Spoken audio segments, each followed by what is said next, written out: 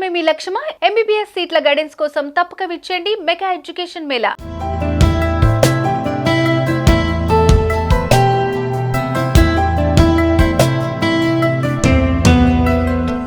రక్షాబంధన్ లేదా రాఖీ పండుగ అన్నా చెల్లెళ్ల అనుబంధానికి ప్రతీక.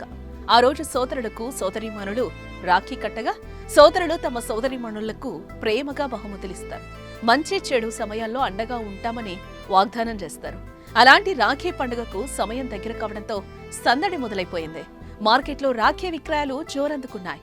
తమ అన్నా తమ్ముడికి మంచి రాఖీలు కట్టాలని అక్కా చెల్లెళ్ళు ఎదురుచూస్తున్నారు.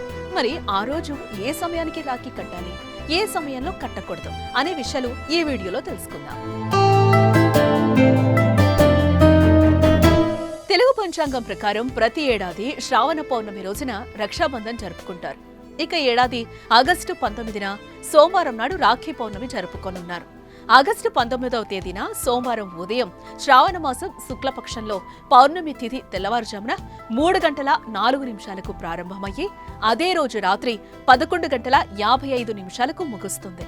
అయితే శుభ సమయంలోనే రాఖీ కట్టాలని, భద్రకాలంలో రాఖీ కట్టకూడదని పండితులు చెబుతున్నారు. సోమవారం ఉదయం 5:53 ప్రారంభమయ్యే మధ్యాహ్నం 1:32 వరకు భద్రకాలం ఉండడంతో ఆ సమయంలో రాఖీ కట్టకూడదని సూచిస్తున్నారు. భద్రకాలం ముగిశాక మధ్యాహ్నం 1:30 నుంచి రాత్రి 9:08 మధ్య రాఖీ కట్టేందుకు శుభ సమయంగా చెప్తున్నారు. మధ్యాహ్నం 1:30 నుంచి మధ్యాహ్నం 3:39 వరకు మరింత ప్రత్యేకంగా ఉంటుందనేది పండితుల మాట. ఆ సమయంలో రాఖీ కడితే మంచి ఫలితాలొస్తాయంటున్నారు. రాఖీ కట్టేటప్పుడు, కట్టించుకునేటప్పుడు ఆ సమయంలో తెలుపు రంగు దుస్తులు ధరిస్తే మంచిదని, దీనివల్ల విశేష శుభ ఫలితాలు కలుగుతాయని అంటున్నారు పండితులు.